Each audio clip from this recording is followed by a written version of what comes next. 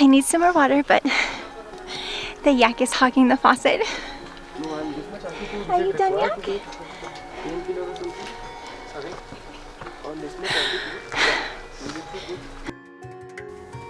Hi, I'm Mandy, and today I'm going to talk about safe drinking water on the Everspace Camp trail. Now, this will be specific to the trail in some parts, but the main water safety system can be applied to just about anywhere you would hike or trek or camp. Okay, so first we're going to talk about water safety. Most people know that whenever you leave your home country, the water is typically not safe to drink in most other places of the world. This is really true for parts of Asia. I have gotten very sick. I was so sick in Thailand that I had to be quarantined. Like, I learned firsthand, don't even accidentally get a single piece of ice in your water. Bad things can happen. So the water is typically just not safe. So Nepal is absolutely no different. You don't want to drink the water. In my experience, the locals don't even drink the water. They always do some sort of safety system before they drink the water. So we're going to talk about the different ways to achieve safe water, where you can find water along the Everspace Camp trail, and how much water should you be carrying. Okay, so there are 4 different ways to achieve safe water, 4 realistic ways along the trail. The first one, which is one in combination of what I used, is going to be a water filter straw. Mine looks like this. It is a mini straw. It's about 1.5 inches wide by about 5.5 or so inches long, and it fits a standard bottle top. So you could take a bottle of water like this and you can screw it right in. It has a thread here and a little nozzle. It goes right in.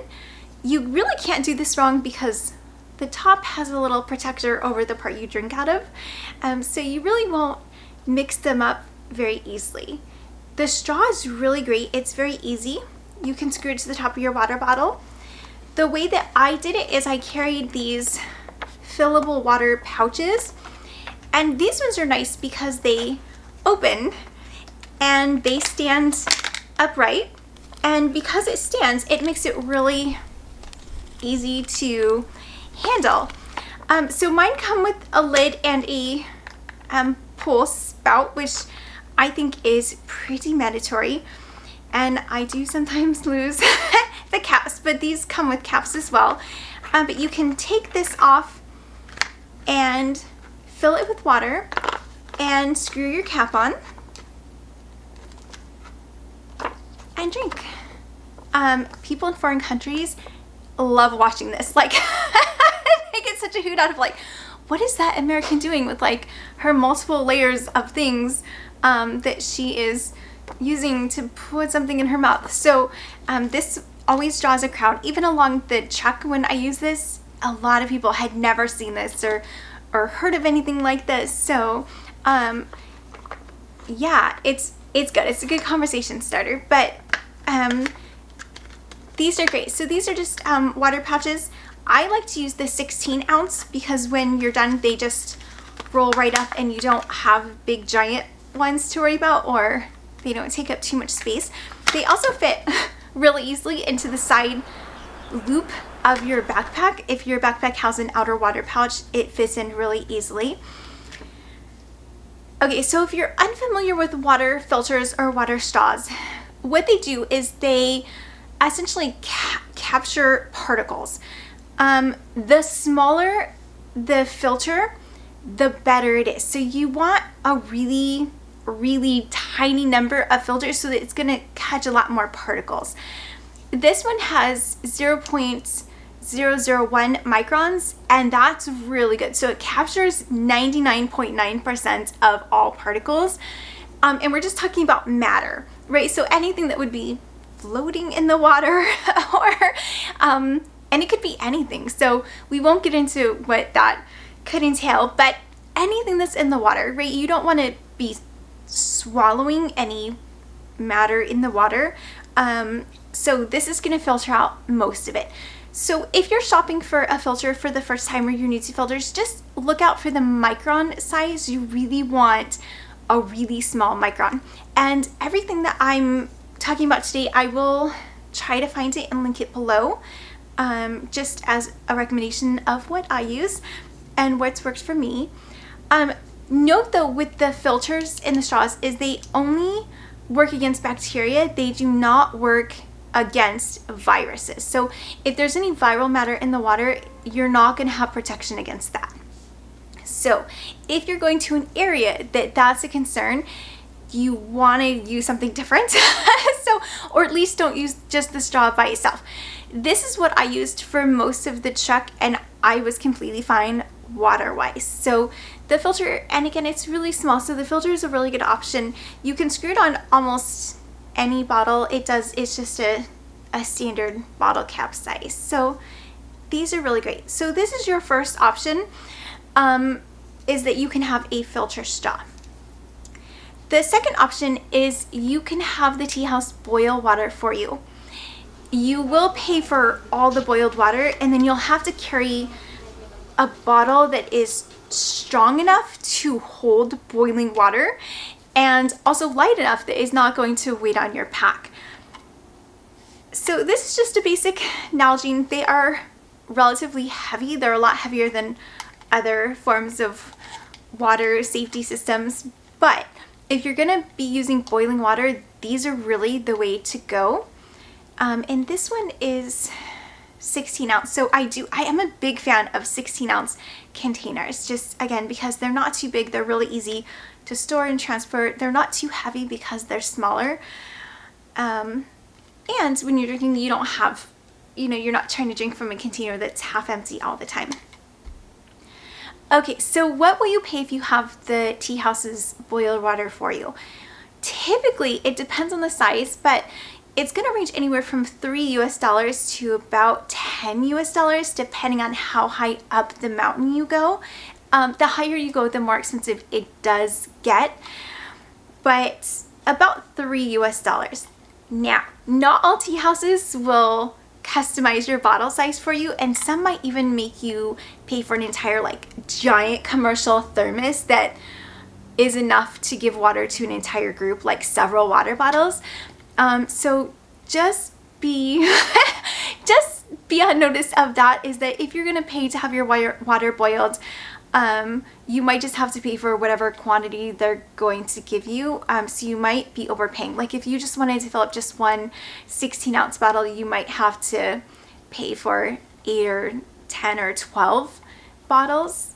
So just something to know. But if you boil your water, as long as the water is at a boil, like it reaches the boiling point, like at least 212 degrees Fahrenheit, and it maintains a boil for a good amount of time, right? It's going to kill the bacteria, but it's also going to kill any virus. It is not going to filter out anything that might be in the water, but hopefully that will not be a concern. I personally did not have any water boiled. I did carry this exact, I think, Nalgene bottle with me, though I did not use it. And my thought was that if I get extremely cold at night, which I'm always so afraid about, I'm always so afraid to be cold at night. And my fire's out again. That was about 60 seconds. But I thought that I could just pay for some boiled water and then snuggle the water bottle to help keep me warm, but with as cold as it did get, it didn't come to that. So I basically carried this around for the entire trek and did not use it once. So it is an option though if you do plan to boil your water. I will say that you do want at least 2 forms of water filter purification. Your water safety, you need at least 2 forms. You always need at least one backup, and I think I used all 4 of these along my trek, but I had this as a backup. This was my primary source, the water filter and the water bags. That was my primary source of water. My backup is what I'm going to talk about next, which is the water purification tablets. And then my backup to that was boiled water. And my backup to that was bottled water. So those are all the 4 that I'm going to talk about. So boiling water is an option, but you are limited to the tea houses. So if you need water in between the tea houses, you're gonna, you might be in a little bit of trouble. So always have a backup. And there are a lot of tea houses and there's pretty much always something somewhere, but there were just a few stretches where I was really nervous that I was going to run out of water, and I had lots of purification methods. It's just I was worried about water. So we'll talk a little bit more about this towards the end of the video, but on where you can get water. But if you just happen to just find a hose or an outdoor faucet or a stream of water, you really need to be able to purify it if you need water. The hike is very strenuous and you will go through a lot of water. I went through most of the time more than I thought I was going to. And then sometimes like it just, my body ached so bad. Just my legs were always burning just from the uphill that it was just too much work to grab my water bottle, to grab my water bag out and use the filter. But again, just things to consider. So water purification or water filter with the straw and the pouch, boiled water from the tea houses that you will pay for. If you go with a guide and or a porter or a trekking company, oftentimes included in that price, probably almost always, every company that I asked that I got pricing with when I was considering this option, all of them did include boiled water. And so usually the guide would just order the giant commercial thermoses and then fill up everyone's water bottle with boiling water at night. And then by the time they woke up in the morning and they were ready to go, the water had cooled down enough to be drinkable. And then so everyone just left their water bottles overnight. So bring extras. Bring extras that you can, so that if you have to leave yours overnight in the kitchen or with your group, you'll still have something to, like some kind of container to drink water out of, because the tea houses are the bare minimums. You'll get your bed and a blanket and one pillow and not much else. So there will definitely not be a cup or anything to drink out of. So and you can't just use your hands because again, you need the water to be safe. So you need to have some way to clean the water before you drink it. So you just have to just be careful to always have a container and some way to clean the water. Okay, the next way is going to be the purification tablets, and the ones that I buy look just like this. They come in these adorable little bottles. The bottles are glass and they're very small and light. They last for a good 5 years or so. They come with cotton stuffed on the inside to keep them nice and fresh, as well as like a little fresh seal packet. So when you open these for the first time, you'll just pull all that stuff out and make sure to keep these dry. If they get wet at all, they'll just liquefy and disintegrate and you'll have no way to purify your water. So keep these either in the original bottle or just make sure you like triple baggy them if you're going to put them into smaller bottles or if you're not going to use all this. I want to see there's 90 tablets in each of these, and they're meant to be used together.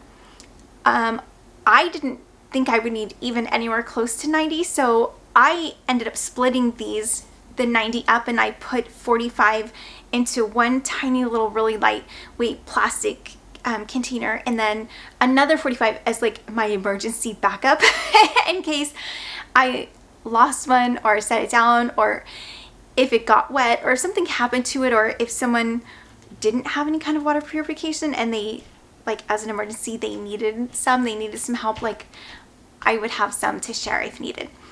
So you really only need this one. This one is what does the purification. This one that says pH plus is something that it's like an additive that makes it taste less chemically treated. And this is optional. So when I'm concerned about weight, because when I did my trek, I did not use a porter, so I was definitely concerned about weight. I didn't take these. To me, the chemical itself does not alter the taste of like already not great water enough that I wasn't concerned about it. And most of the time I did use the filter. So the filter is it just makes everything taste a little bit better. But there were times when I did use the tabs and I did it without using the flavor. So I think this is just, there's some kind of artificial flavor in this that just makes the water taste a little better. So it doesn't necessarily taste like anything, it just doesn't taste like chemicals. So, but again, this one isn't bad. I will show you, this one has not been opened, but I'll show you what the little pills look like. So you have a nice safety seal, and the tablets are really tiny. If I can get the cotton out. Okay. Okay, so we've got cotton on the inside, and then the tablets are tiny. They're really small. Okay, so it's about a quarter the size of an M&M maybe. And the directions are on the package, but it's really easy to remember. I wrote it down on the containers so that there would be no way that I'd forget, because they do take a little bit of practice to get used to, and if you don't use enough, you're not gonna have the protection. You have to use enough. But it's 1 tablet per every 16 ounce. The container, the directions say 2 tablets per 32 ounce, but I always use 16 ounce containers, so I use 1. That is really easy for me to remember, is I just fill up my 1 bag and then I drop 1 tablet into it. You let it sit for, I want to say 5 minutes, double check, but I think it's 5 minutes. You let it sit for 5 minutes and then you shake it vigorously to kind of stir the chemical around, and you want to make sure that you're getting the chemical on the outside of the ring or anywhere where water would come out, just to make sure that all of the surfaces, right, anything that pure water is going to touch is going to be nice and safe. And then after 30 total minutes, the water is fine to drink. It's safe. The water is safe to drink, but you have to wait 30 minutes. So if you're doing a huge incline and you cannot drink enough water, like you're so thirsty, waiting 30 minutes is going to be miserable. So that's why I prefer the filter straw, because you just screw it in and there's no waiting and you do it. But the thing about the straw is that when it's connected, it just kind of flops. It just kind of does this. So if you have it on the outside of your pack and you're walking, you will start to feel like no matter how full or empty this is, the more it becomes empty, the more it will hang over. So if you have water up to here, it will hang over like this. And so as you're hiking, it's going to do this. And it's not a big problem. It's not enough of a problem that I ever wanted to stop using the straw, and I will probably forever use the straw. But it isn't the most convenient. And if you unscrew the straw every single time and then take your water out of the holder and put the twisty cap back on, first, your hands are probably pretty dirty, and now you're touching all over the lid, and then you're putting the lid on your water cap, and like the bacteria and the germs from your hand is going to get into the water. And since you work so hard to keep the water clean, you don't want that. Also, there will be leftover water that is in here, and so whenever you take it off your pouch and if you stick it in your bag, water is going to drip out and it's going to get your stuff wet. So I haven't really found a reasonable way around this, but to me it's not that big of a deal. Just know that if you're using one of these bags, that it will sag down. Now, if you're using a bottle of water, you don't have that problem. Like, it will just stand upright because you have a nice harder container. But I do like the flexibility of the bags, and again, just that they roll up when you're done, and then it's nothing. Like, it's it's like fractions of an ounce. So It makes it really great if you don't have a porter and you have to carry everything yourself. Plus, if space is an option, like physical space, this is a lot easier than this. So that is all four. That is all four. So we have the water filter straw, boiled water, treated water with water purification tablets, and bottled water. Okay, so you can buy bottled water, but it's going to probably get way more expensive than all of the other methods. The straw costs under $15 to buy the straw, and you get, like, I want to say like 5,000 liters out of like one straw.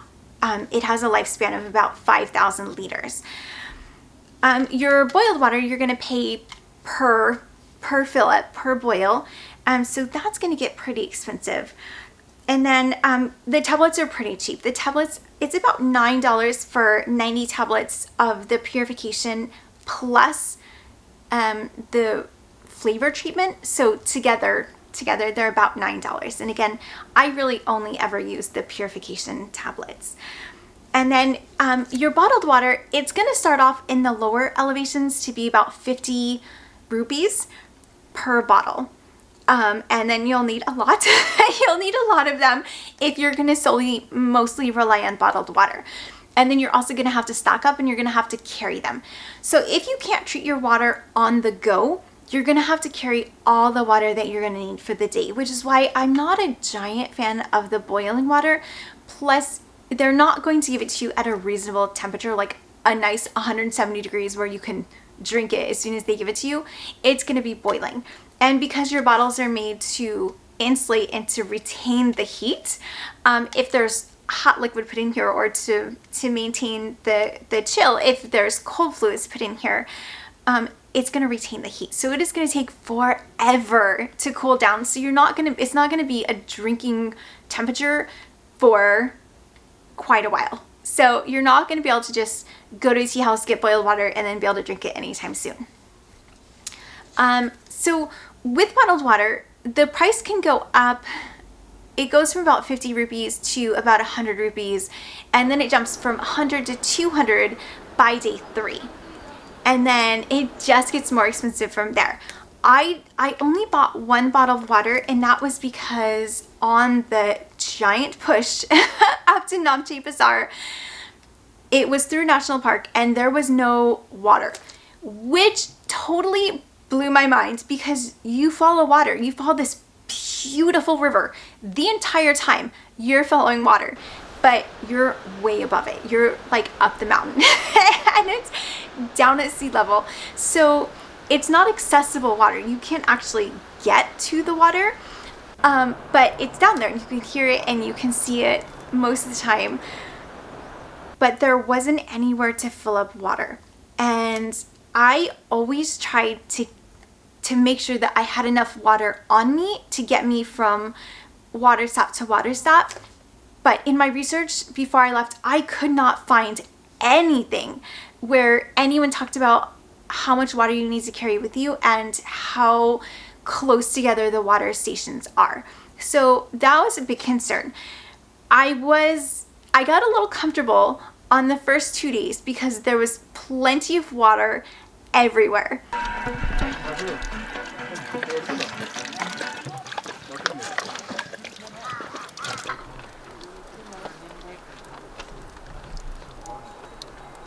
And then by day 3 for me, which is normally day 2 for most people, there was no water. There was no water. Thankfully, I had enough in my backpack, but I wanted to save what I had in my backpack as like my emergency backup. I wasn't going to drink my emergency backup unless it was an emergency. So I did see a very lovely woman selling bottles of water, and it was 200 rupees for that bottle. So I bought one bottle just to be safe. Thank you. Thank you so much. And it ended up that I barely drank it by the time I reached the top of the mountain and Namche Bazaar. Like I had water left over. So I ended up buying and carrying water that I didn't need, but it was totally worth it for me to spend like $1 to make sure that I wasn't going to die of dehydration. Which, okay, before your trek, don't spend weeks watching I Shouldn't Be Alive, because all you will think about is like ending up somewhere in the scorching heat with 3rd-degree sunburns and no water and no shoes and no jacket, and there's like wild animals. Just don't do it. Don't do it. So those are all 4 of the options that are reasonable on the Everest Base Camp trek and in most situations. You could, with the boiling water, you could take a little backpacking stove, but you'll have to carry it with you. So if you wanted to do that, that's totally fine. If you're going without a porter, they're relatively heavy, even if they're only 6 or 7 ounces, including the fuel and the little stove. They take up a lot of space and you may not have an extra 5 or 6 ounces to spare.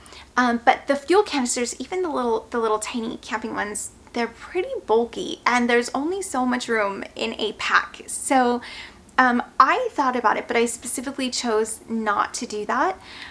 But if you wanted to, that's always an option too. If you didn't want to pay every single time you wanted boiled water, if you just wanted to do it on the trail. But then you also have to carry like an aluminum or some kind of stainless steel or a titanium cup to boil it, to put in the water. So the weight just kind of compiles. And then if you run out of fuel, you don't have that as an option anymore anyway. So there was no fuel along the trail. Like I didn't see in any of the shops or anything like anyone selling any fuel.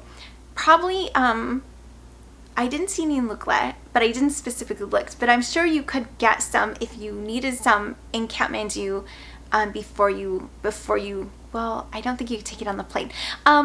It's probably not the best option. Yeah, I didn't think of that. You might not be able to take fuel onto the plane to get from Kathmandu to Lukla. But if you're not going that route or you're not taking a plane, you might be okay. Just something to think about when you're thinking about which of the 4 ways you want to do. Again, I used 3 of the 4, but I was prepared for all 4, which is really what I suggest. 2 is a minimum. So the water purifications and the straw it's so easy, and you can buy bottled water when you're there. Take some kind of a bottle that can hold boiling water and you're going to be all set. Okay, so that is, those are the 4 different ways to achieve safe water on the trail. Okay, so where can you find water? The first 2 days, or the first day and a half if you're going to Namche Bazaar on your second night, there's water everywhere. You can get water at any tea house, you can get water at any house, you can get water at any restaurant. Most of the houses, like if you see a house, they're probably going to be selling something there. It might be yak cheese or some kind of souvenir, or it might be like a little tiny restaurant, or it might just have like snacks and coffee, but they're probably going to be selling something and they will give you water. If they're not going to boil the water for you, in my experience, they just gave me the water. I would have paid if they would have wanted like a small compensation for the water, but that wasn't the case. So they didn't want any money and they didn't ask for any money, and they just gave me the water. Sometimes they just pointed towards the kitchen and they just let me go back into the kitchen and just fill up. I just took my pouches with me into the kitchen and I just filled up the water and then said thank you and left. So there's a million tea houses along the road. There's also like water spouts that you can just stick your bottle under, and they're all over the trail. And the first day, I probably carried way too much water because, again, I didn't know, and I thought I would rather be safe, but water was plentiful. That push maybe halfway to Namche Bazaar, when you're going through the national park, there isn't any water unless you can find the couple people that carry bottles of water up the mountain to sell them to you. There isn't any water. Outside of that, there's reasonable water pretty much all the time, but you still need to really plan. What I did that worked for me is I just made sure that I always had at least 2 of these with water. When I would always keep 1 as an emergency backup, so I always had at least 16 ounces if like if I thought there was going to be water, like I assumed there was going to be water and there was no water, which that wasn't the case, besides right before Namche. But if you always keep at least 16 ounces as an emergency backup, you'll be okay, in my experience.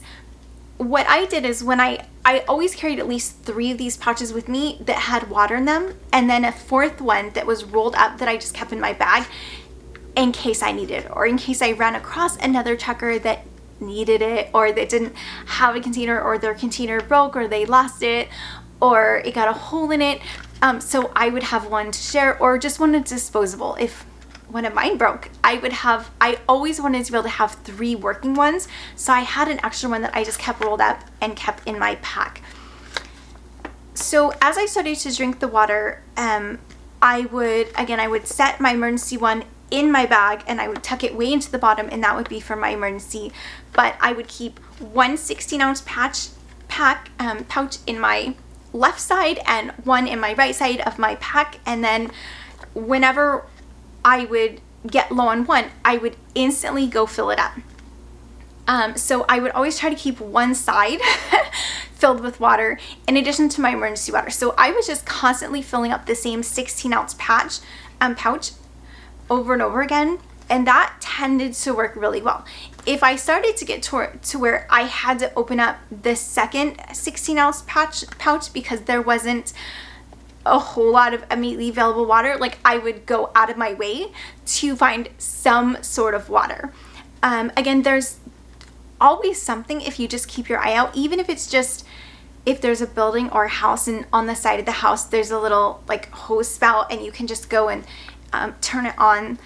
That works, and everyone is really nice. Like no one minds if you have a little bit of water. So water is generally not a problem. Just make sure that when you leave in the morning you have at least 3 16-ounce filled containers, or the equivalent. If you don't want to use 16-ounce, that's okay, but whatever your equivalent is, just make sure that you have at least 3 of these. And then 1 as an emergency backup that you do not touch unless it's an emergency or you run across someone else that's having an emergency. But finding water is most of the time not a problem. Okay, so I think that was everything. Before you go, don't forget to pick up your Everest Base Camp Trek postcard. These are the most special memories of mine, my own personal things that I love the most about my trek. And with your order, you'll get a personalized note made out to you on the backhand side, and I will mail it via United States Postal Service. So you will get it and in the mail, and I will mail it to any country in the entire world. So don't forget to place your order, and I'll see you in the next video.